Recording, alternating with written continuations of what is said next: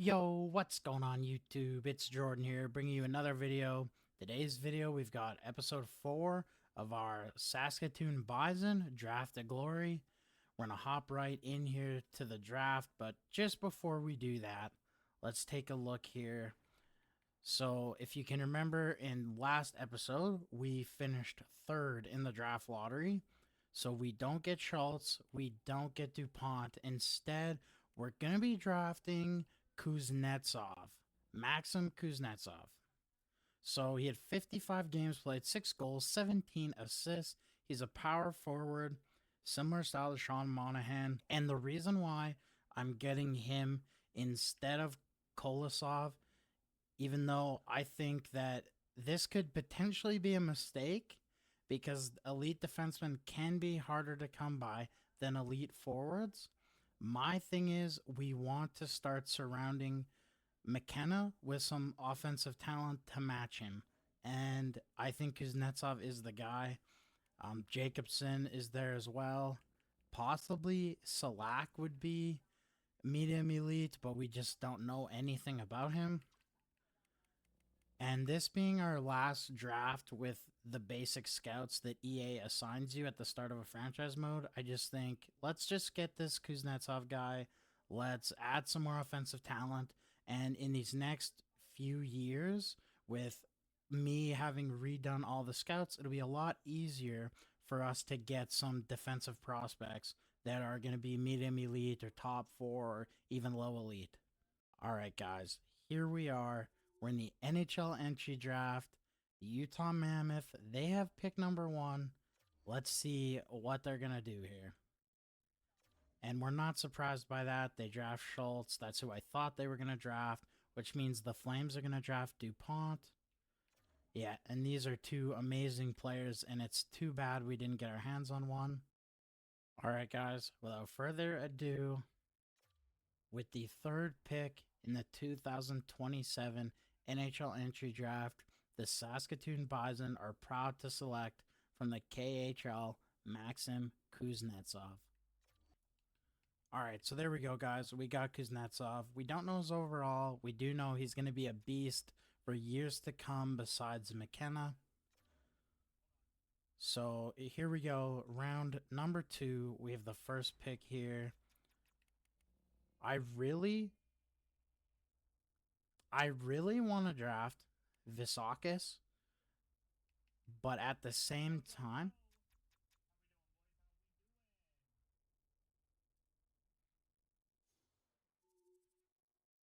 I really want to draft Visakis here because I know he's going to be that top 6 forward.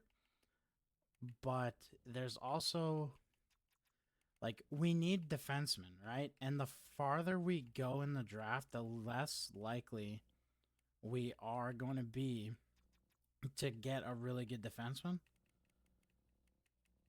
This just might have to be a draft, guys, where we stock forwards heavy and come back next year with our upgraded scouting. And then we will really stock defensemen for the next few years. So we have a couple of options here. We got 2 minutes left on the clock. We have our low elite 2-way forward, or our top 6 forward Grinder. I mean, he's 3 years out from the NHL. Suter is also 3 years out. They don't have. He's similar style to Brindamore. Suter didn't have any similar style. This might be a risky pick.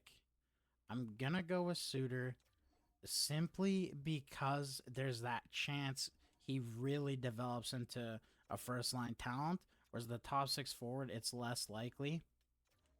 That might come back to bite us, but I'm not. You know what? You have to take a chance. We're going to draft Semenov here. He's the closest thing we know to a fully scouted goalie, and I'm praying that he's going to be that medium elite, if not at least a starter. Here with pick number 4, we're just going to check out. We already scouted. We have this goalie pinned as well, but I think we're good with just the one goalie in this draft. We have not drafted a defenseman yet. We should be able to get Koivu at a later pick. So we are just going to take Chung with this pick. Yeah, we'll take Chung. He's a sniper. Maybe he can pot some goals on that first line with McKenna. And looking at our pins again, I think that we're just going to have to take a defenseman here, get a couple of defensemen in this draft, and start getting some guys to play in the AHL. I like the two-way forward, Henley. Or the two-way defenseman, sorry, not a forward. That's who we're going to take. We've got 2 more picks left. I do really want to get Koivu. I'm just going to grab him just so he doesn't get taken before. Yeah, we got the last pick here. Let's see. Who do we have that's pinned? So none of our pins are left, so I'm glad that we took Koivu.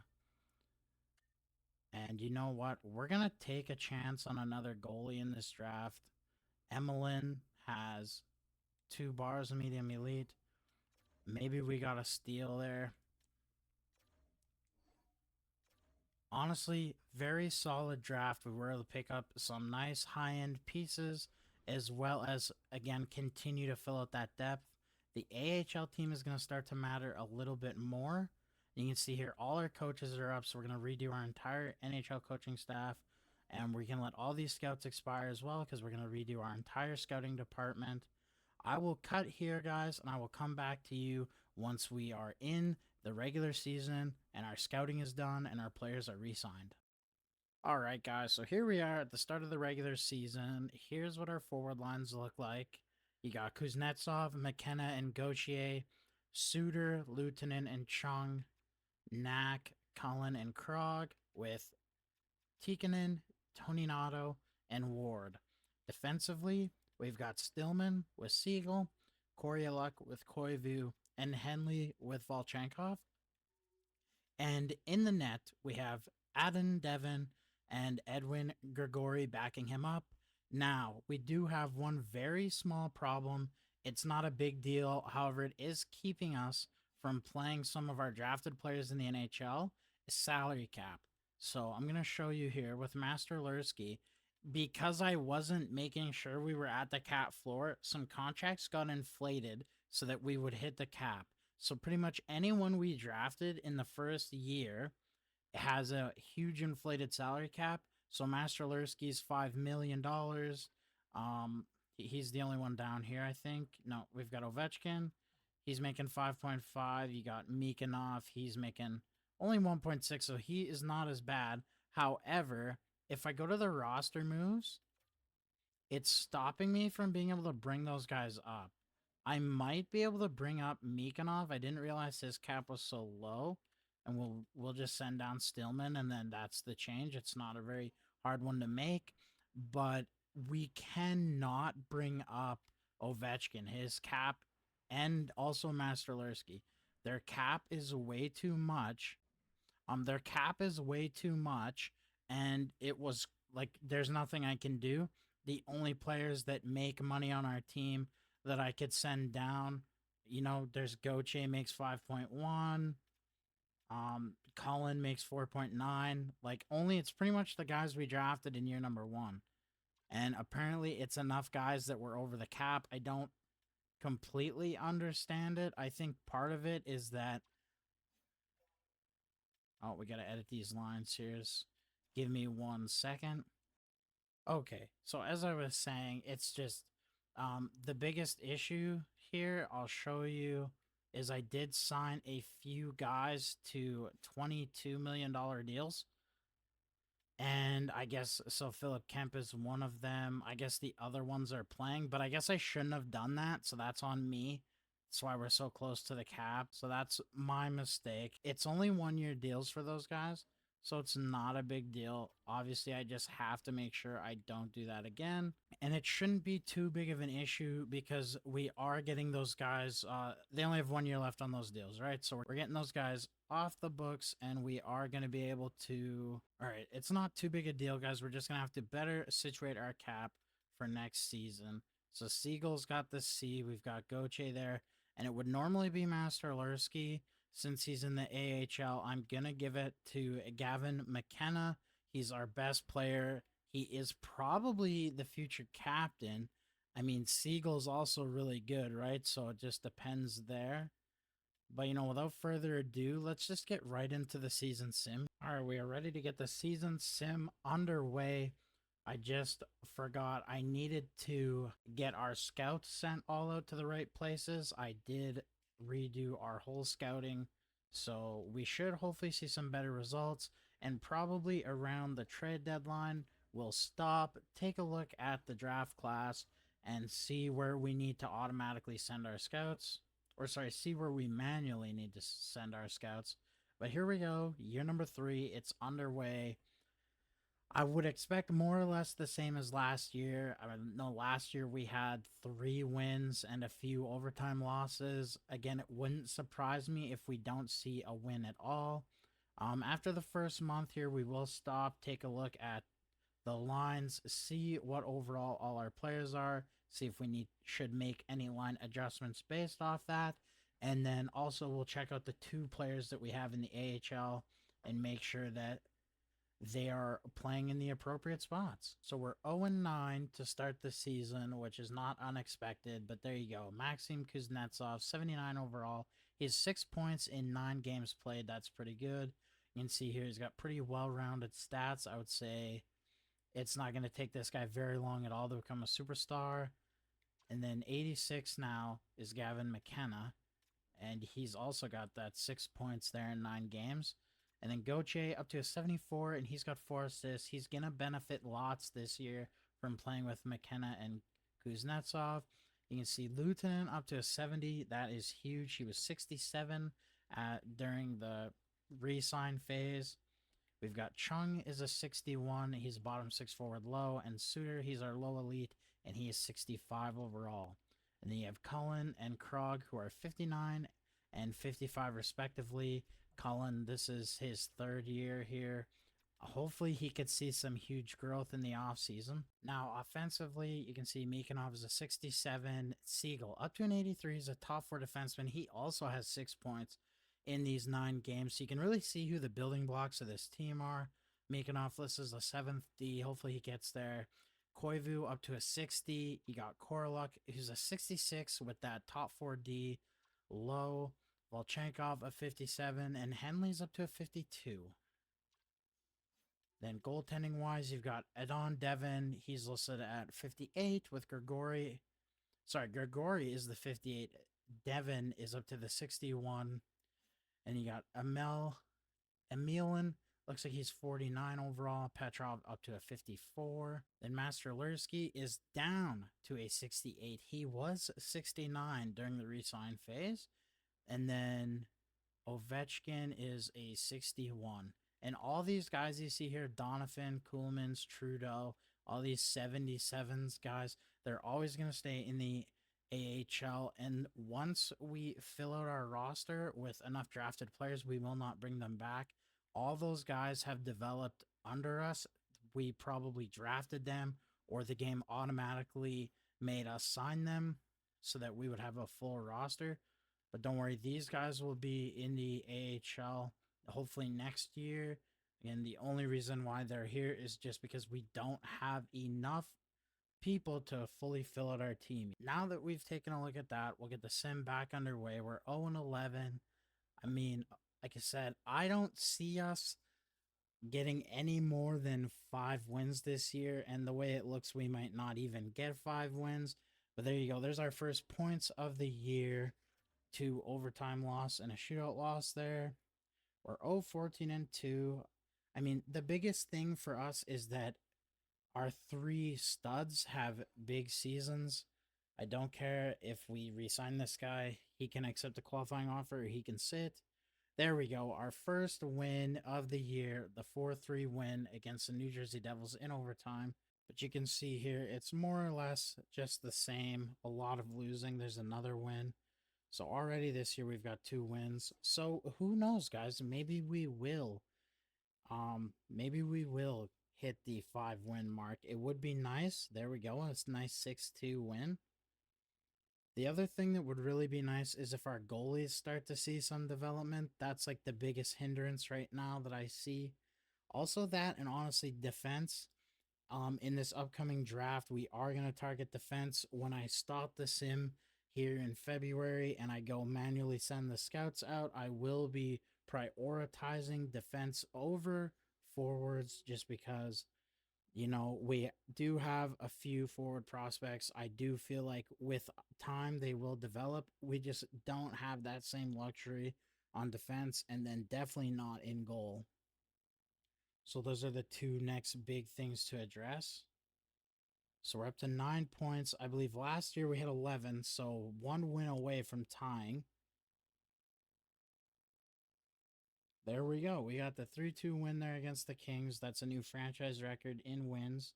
And there we go. Back-to-back wins. I think that'll be the first time in franchise history we have back-to-back wins. We set a franchise record for most points in a season. It's good building blocks, guys. You can just see slowly but surely the team is coming together. So here we are, February 1st. Obviously, we are last in the division and in the league with 13 points, but already 5 wins. So who knows? We might be able to get close to that 10-win mark this year. All right, so taking a look at the stats here, you can see, holy crap. In 49 games played, McKenna has 42 points. This is why we drafted this guy already.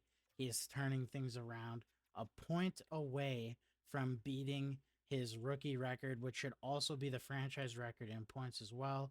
And that means good things for Kuznetsov. He's got 35 points. Siegel up to 31. He looks like he's going to eclipse his career high as well. You got Tony Nato there with 23. Goucher with 21. He had 30 last year. Should eclipse that as well. You got Luton in there up to 18 points. Volchenkov, Mikanov, Koryaluk all there with 10 plus. And then Cullen, Suter, Koivu, and Chung and Krog not having the best seasons there. Henley there as well. With Chung, we drafted him because he's a sniper. So to have 5 goals and no assists, that's pretty all right with me.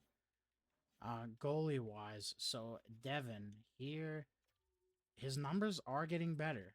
You can see every year. So last year, in his first year, he was almost 7 goals against, and 5.5, and now 4.7. So there is improvements happening here. 3 wins already. That's a career high for him. And Grigori, the same thing as well. You can see he is having much better numbers than he did last year at the NHL level. And he was a solid backup in the AHL last year, too. All right, guys. All of the scouting is set up. Hopefully that helps us a lot this year, especially in the later rounds, just finding some talent that is going to have a better chance at making the NHL.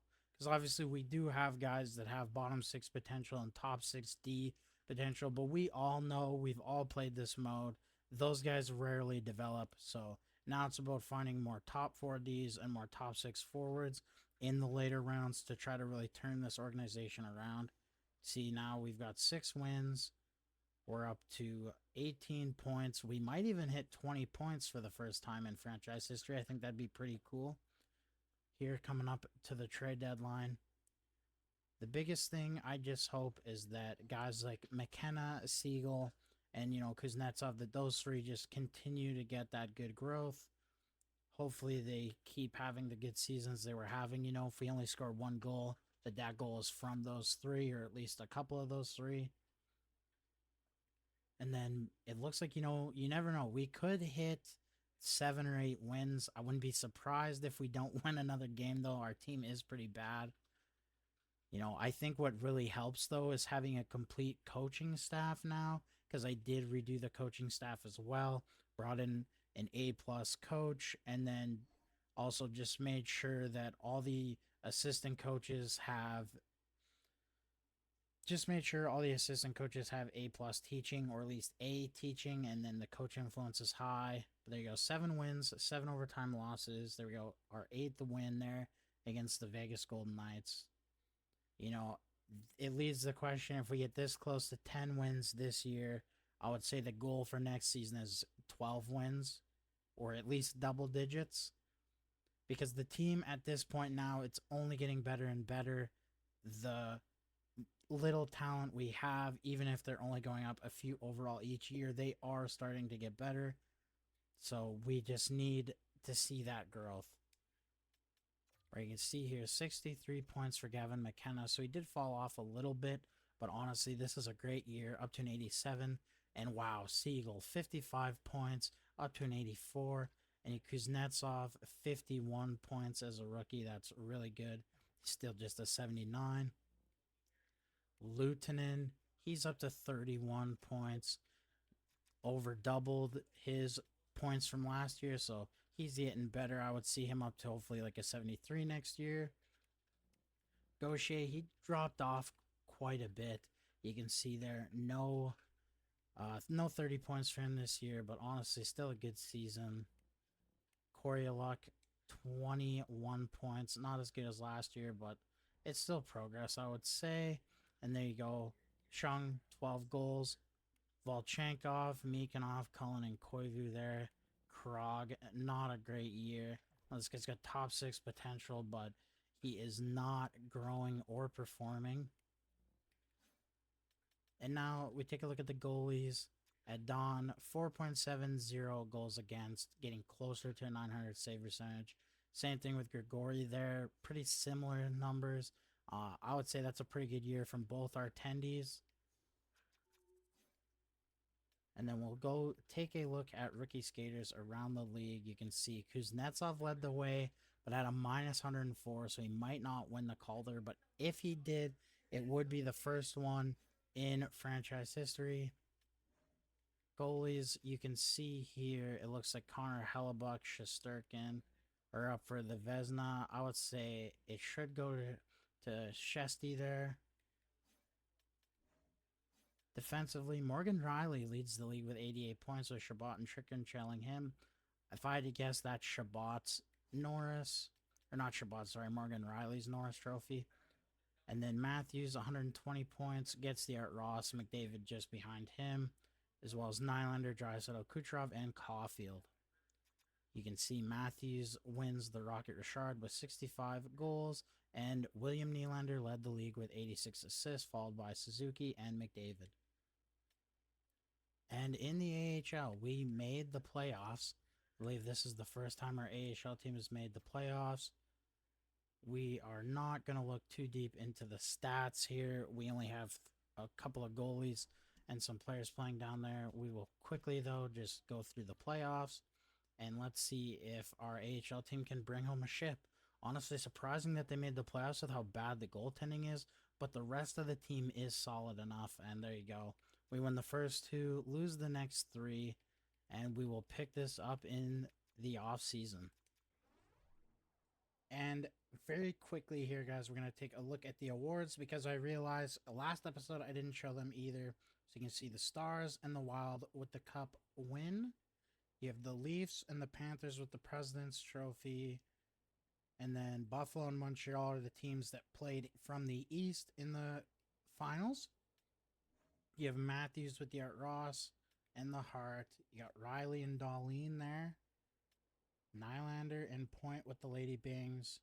Snuggerud and...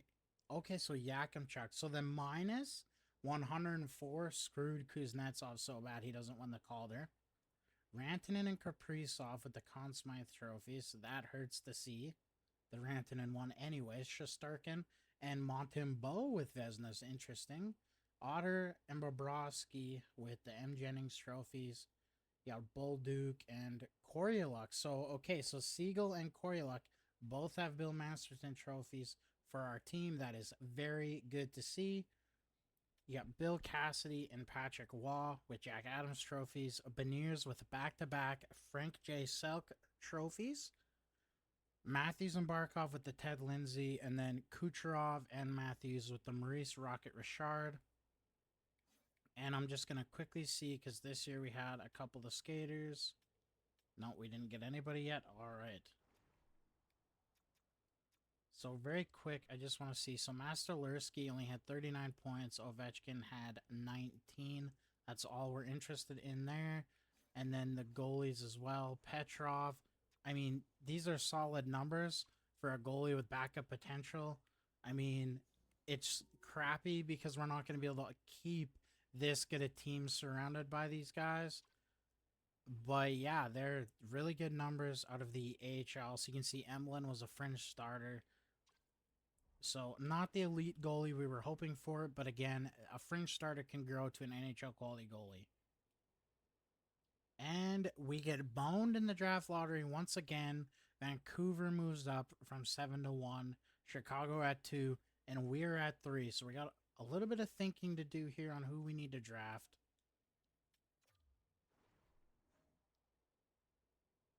So we view the draft class here. We never got Gervais scouted, apparently, at least his potential. Same thing with Maddox Schultz. It doesn't matter though, because we are going to be drafting Liam Pugh, it looks like. Medium elite sniper. I don't think there's going to be an elite defenseman in this draft. There's some top 4 defensemen, and maybe that's something. Okay, there we go. There's our defensive prospect of the future. He's 4 years away from the NHL. It does not matter.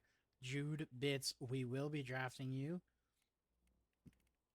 All right, guys. So here is the draft plan for episode number 5. We have Liam Pugh, who we're drafting if he doesn't get taken. Obviously, any one of these forwards. Liam Pugh is the one I hope drops. He's the one I want because he's a sniper. That fits perfect beside Kuznetsov and McKenna in the future. And for right now, it helps to get McKenna on the top line with a couple of bums and get Kuznetsov and Pugh on the second line with only one bum. Spread out the depth, start winning a few more games.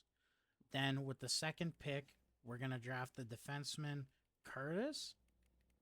Okay, he's a top 4D. He's got 3 years until he's NHL ready, which means we can probably play him in the AHL for for his first year with us. And then he can come to the NHL after that. And then at some point, probably the next pick, we'll just scroll down because it's not going to be too far away. We're going to draft a medium elites, Jude Bitts.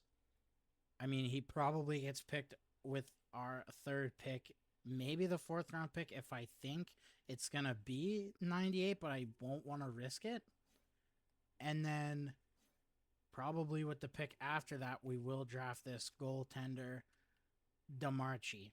And the reason I'm just explaining this to you guys is because I am going to record these videos back to back, episode 5 and episode 6, or this could be 4. Either way, regardless, I'm recording these episodes back to back, so I'm not going to be able to take your feedback on who we should pick. So I just want to be completely transparent with you with who I'm planning on drafting. And we'll take another look down here, and we do have a couple of low elites there. We won't get Sweet, but maybe we get Delarue. Who knows? There's a lot of good picks in this draft.